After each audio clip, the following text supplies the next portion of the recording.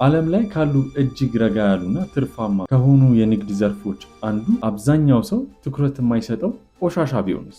ኢኮኖሚ ቢያድግ ቢቃወስ፣ የዋጋ ግሽበት ቢኖር ወይም ደግሞ ጦርነት ቢነሳ አንድ ነገር ግን መቼም ቢሆን አይቆምም፣ ቆሻሻ። አብዛኛው የንግድ ዘርፎች እንደየወቅቱ ይቆማሉ ወይ ደግሞ ይወድቃሉ። የቴክኖሎጂ ውጤቶች በየጊዜው ይተካሉ። የአልባሳት ፋሽኖች ጊዜያቸውም ያልፍባቸዋል።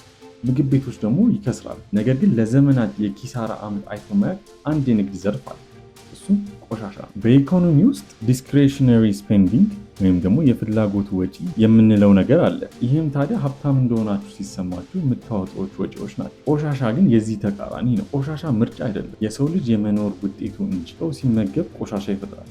ቢዝነሶች ሲንቀሳቀሱ ቆሻሻ ይፈጥራሉ። ከተሞች ሲያድጉ የቆሻሻ መጠን ይጨምራል። ታዲያ ይህ ዘርፍ በገበያ ፍላጎት ወይ ደግሞ በዲማንድ ሳይሆን በሰው ልጅ መኖር ላይ የተመሰረተ ነው። ታዲያ ይህም በንግድ ዓለም ውስጥ በጣም ብርቅዬ የሆነ የተረጋገጠ ፍላጎትን ያመጣል። ታዲያ ጥያቄ የሚመጣው ደግሞ እዚህ ጋር ነው። እንዴት የቆሻሻ ክምርን ወደ ቋሚ ገንዘብ እንቀይራለን? ይህም የሚሆነው በደንበኞች ሳይሆን በኮንትራቶች ነው። ከተሞች 50 የተለያዩ የቆሻሻ ኩባንያዎች በአንድ ጎዳና ላይ እንዲንሸራሸሩ አይፈልጉም። የሚፈልጉት አንዱን ነው።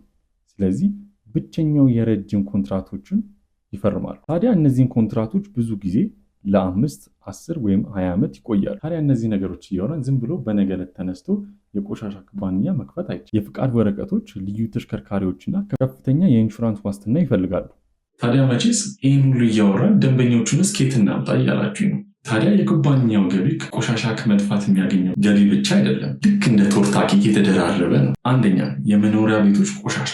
ይህ አንድ የኮንትራታችሁን ከተፈራረማችሁ በኋላ ቋሚ የሆነ ገቢ ነው የምታገኙት። ሁለተኛ፣ የንግድ ተቋማት ቆሻሻ። የንግድ ማዕከላትና ፋብሪካዎች ልክ እንደ ቆሻሻው መጠን ይከፍላል። ይህም ምርት በሚበዛበት ወራቶች ላይ ተጨማሪ ገቢ እንድታገኙ ያደርጋል። ሶስተኛ፣ ጥሬ ዕቃ የመሸጥ ስራ። አሁን ቆሻሻ ዝም ብሎ መጣልና መቅበርን ደግሞ ቀርቷል። እንለየዋለን።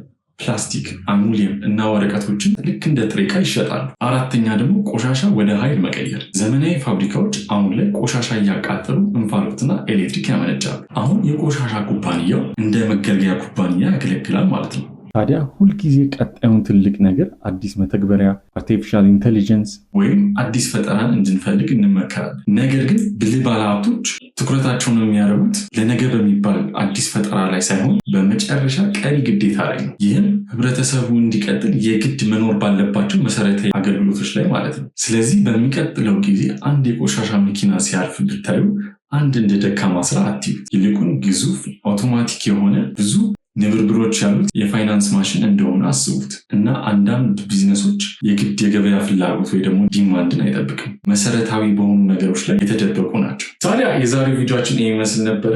ከተመቻችሁ ላይክ፣ ሰብስክራይብ እንዳይረሳ። ሌላ ቪዲዮ እስክንገናኝ ቻው።